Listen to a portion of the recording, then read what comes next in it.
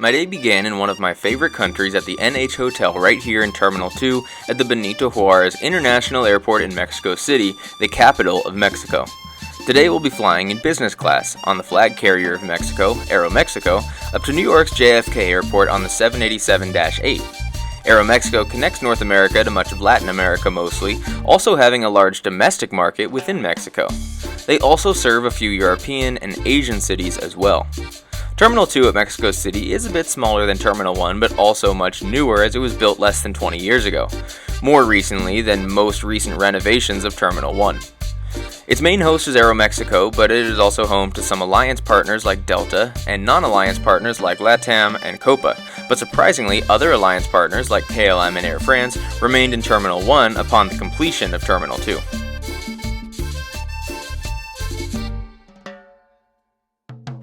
Once we checked in, it was a short walk past all the food and shops outside of security until we reached the end of the terminal and got to the security lines where there was no priority lane for business class passengers. Everyone went through the same line.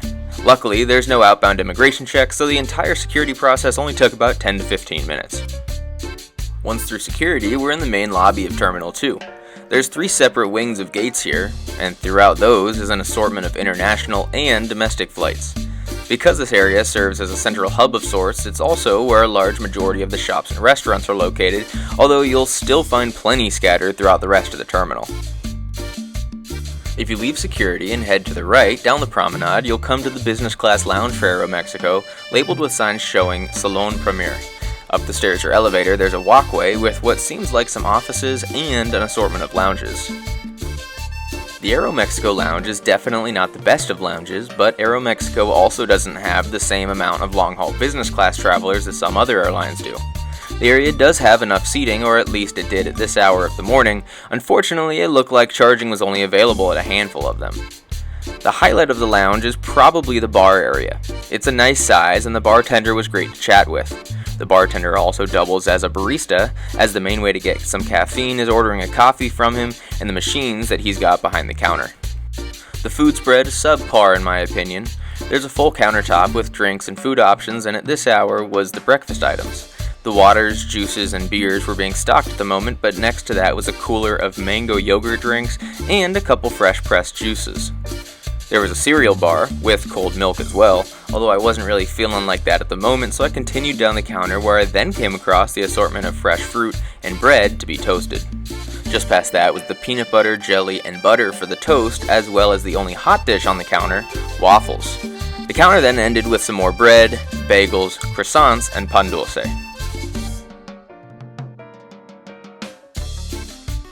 I decided to hold off on food until I got on board and instead just relaxed for a bit before heading out to my gate.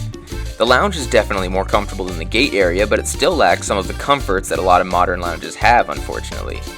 If I have to share my opinion, what I would say is a flagship lounge at the main location, you'd expect to be a little bit more flashy and have a little bit more glitz and glamour that this lounge just seemed to be lacking. We made our way down our row of gates, which was almost entirely full of flights to the US and one flight to London Heathrow. We passed flights to Los Angeles, San Francisco, Chicago, and Las Vegas before reaching our gate for New York at the far end of a hallway that really doesn't allow for very good views of the aircraft. At our gate, people were already queuing for all of the different groups as Aeromexico employees tried to get the passport verification done for each passenger before putting a little sticker on our passport, and we were finally able to board our airplane, although admittedly a bit late. As we made our way down the jet bridge, we got our first look at our airplane today, a 787-8. Now, Aeromexico has different business class products on their 787s. Essentially, the 787-9s are in a new herringbone style setup, which are fantastic and private, but unfortunately not what we have today on the 787-8s, which are in a 2-2-2 setup instead, with the same type of seats found on a lot of 787-8s such as Ethiopian, China Southern, etc. Aeromexico not only has their colors seen on the seats, but also their logo stamped onto the leather-type headrest. Out our windows, we could see a collection of government aircraft and one of the Aeromexico 787-9s that was heading out to London, if I remember correctly. I had also thought that 727s were pretty much all gone. Turns out they're just all here flying for Mexico's National Guard. Looking around our seat today, starting with the worn-in leather headrest with the logo stamped into it, then the privacy partition which gives some division between you and your seatmate, in addition to the seats being slightly offset. Below that is where we find the big main literature pocket, which was home to the safety card and a sizable in-flight magazine. Adjacent to that is the remote for the in-flight entertainment screens in a familiar style as well. Up by the armrest is the seat controls, where you can see we have controls for each individual part of the seat in addition to sitting and lying presets. The countertop was in front of that and was fairly large and never had any problems with enough space for my seatmate and my beverages. The tray table pulls out of the armrest and can fold out. I also found it to be very sturdy, always a concern of mine on these types of seats. In front of you is the seatback television, which was touchscreen along with the ability to use the remote, and also had a plug that you just don't see anymore on new aircraft. There's also a little storage area beneath the TV that can hold smaller items, but doesn't work too well for takeoff and landing and turbulence, as things tend to fall out. In between the seats, you'll find a placard with a QR code for connecting to the in-flight Wi-Fi, which we will look at more once we get in flight. In front of you is a comically small footwell, but fortunately it's an all-daytime flight, so sleep's not a requirement today. There's also a bit of storage below that. However, since the footwell is small, so is the storage, so much so that I couldn't even fit my backpack. To the right is the large 787 windows. Row 2 comes with 2 windows, and I have to say, I've grown to somewhat dislike the 787 windows, largely just due to the hue it seems to add, and the flight attendant's ability to lock the dimming. Over your shoulder is the main in-seat storage. It has the plug for the headsets as well as a USB and universal charging port. That, along with space to store items, including a spot for your water bottle. Lastly, when present, is the highlight of any airplane, the individual overhead air vents. Taking a look through what we get with the seat, first is the noise-canceling headphones that weren't amazing, not the most comfortable and not the quietest, but definitely good enough for this flight today. Next was the bedding, and considering this is more of a medium haul market for them, they've reduced the amount of bedding, and it's similar to what you'll find on a domestic first-class flight in the US. I'm assuming that you'll have much more on their flights to Europe and to Asia. Lastly, we were given a pre-departure beverage and a special code for a one-time use of free Wi-Fi, but interestingly enough, no amenity kits were given on the flights to the US. The lavatory is somewhat normal for a 787, but I did enjoy the pattern on the floor. There was also a slight blue mood lighting throughout, but the best part was the large flower branch that they kept in the flower holder. Maybe a touch too big, but an excellent accent nonetheless. They also have the soap and the lotion from the brand they partner with, also the brand that I would assume to find in the amenity kits given on their transoceanic flights. And as is the case with some 787s, the bathroom at the back of the business class is a bit better, partially because it's slightly larger, but mostly because it has a window, something I think every lavatory should have, as it makes it feel a bit lighter, and who doesn't like the view? Looking through the in-flight entertainment before departure now, the main menu includes options of watching both live and pre-recorded programs, listening to music, information about the aircraft, and then information on Aeromexico, all on top of what you find in the seatback magazine. First up is the movies. There was a few different categories and an assortment of English and Spanish. I was also happy to see a good amount of new releases, meaning there was movies I'd been wanting to watch regardless, as well as some of my favorite classics from the last 10 to 20 years. Then the TV shows. It was nice to have an HBO section with shows that typically require extra money to watch at home. Other than that, there aren't a ton of selections, but the shows they do have make up a great selection in my opinion. Another positive is that for each of the shows they typically have multiple episodes from a season, and occasionally full seasons. They had a live TV option as well, although unfortunately it was not available at this time. The music category contained a few albums and an assortment of genres. There was also a kids section, as is becoming more and more common these days, full of movies and TV shows that are specifically for kids, so parents can allow them to watch things worry-free. Then was the tab labeled Dreamliner, which played a video explaining the construction of the airplane and how it came to be. The only other place I've seen something like this was on Tunishair's A330. It's a fun little touch though, and it's a good quick watch. I did spend a good amount of time browsing the About tab, which talks about Aeromexico.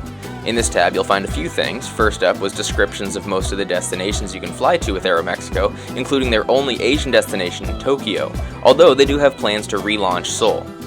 Just like the destinations, they also had a page describing all the different aircraft in the fleet of Aeromexico and a short description about them.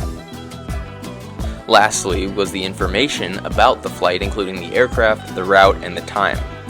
Unfortunately, they do use the map type that isn't adjustable and instead just plays through a preset slideshow of preset zooms.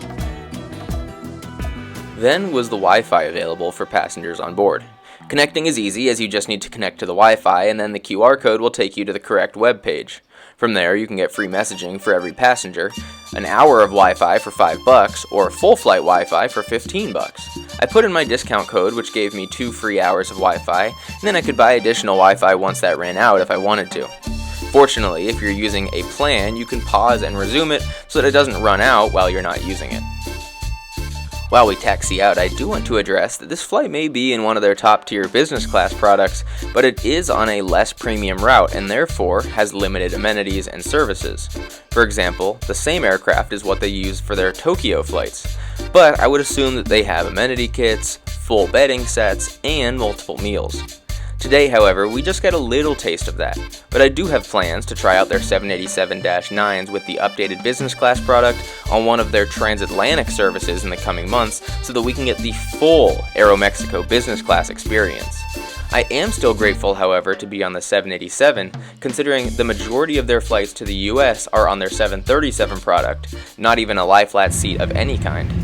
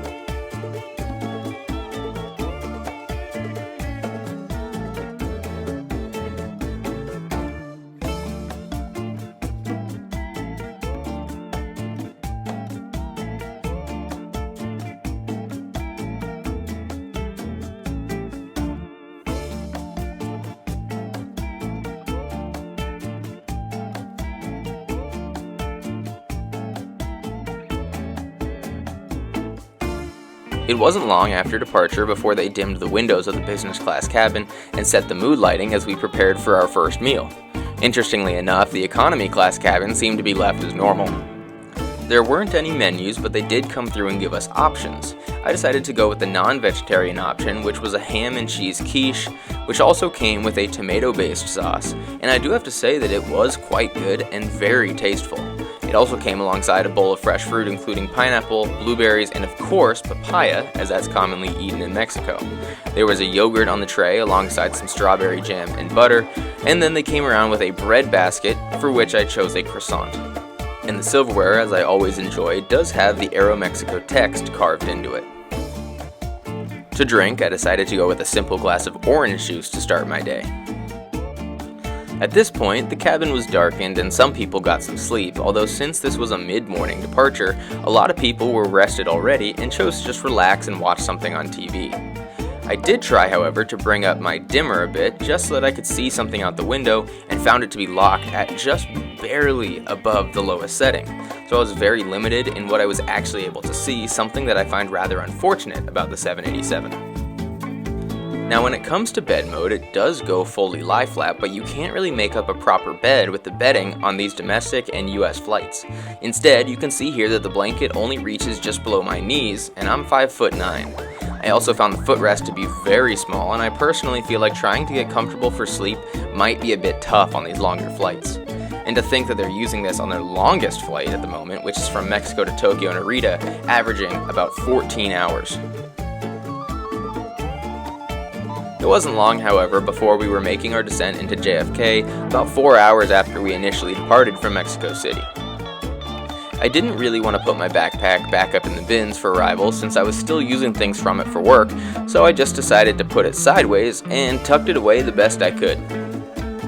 I am curious to get your thoughts on something, however.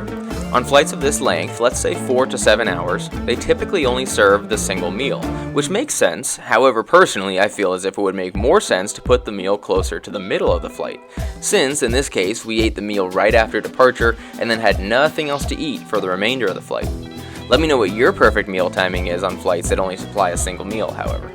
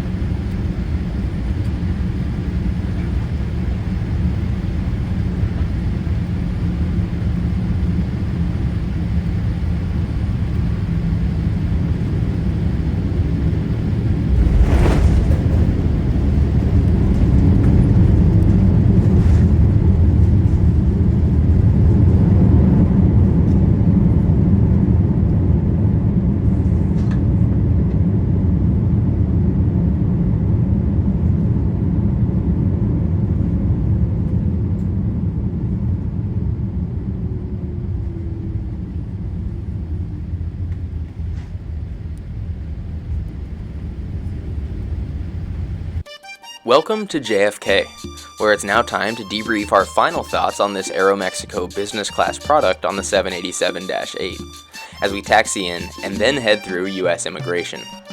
I think the main thing is that this service isn't as representative of Aeromexico's top-tier product like the kind you'll find on their transoceanic flights, but at the same time, it is fairly representative of what you'll have on their US and Latin America flights, which are the bulk of their network.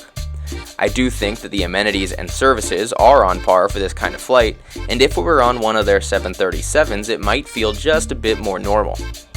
I think being on a 787 gives a sense of a special flight with extra services. Speaking of the 787, Aeromexico's 787-8s specifically are definitely an older product. It reminds me of what we would have seen when the 787 was first released. I think a 222 business class in a widebody is almost inexcusable at this point, as there's plenty of seating configurations that give every passenger direct aisle access without sacrificing capacity. Aeromexico's 787-9s are actually direct proof of that. While I'm not sure they have plans for it, I think that they could really change the entire feeling of the flight if they just retrofitted the cabin with the same seats that you'll find on the 787-9. The last thing I'll mention is that in regards to the meal, I think that you kind of have to go one of two ways with it. Either a meal right after departure and then a smaller snack type service before arrival, or just serve the single meal closer to the middle of the flight. Anyways, it's good to be back in the US East Coast, where my first stop was of course Dunkin' before heading out into the city. But let me know your thoughts on this Aeromexico product, and until next Sunday, safe travels, and I'll see y'all next time.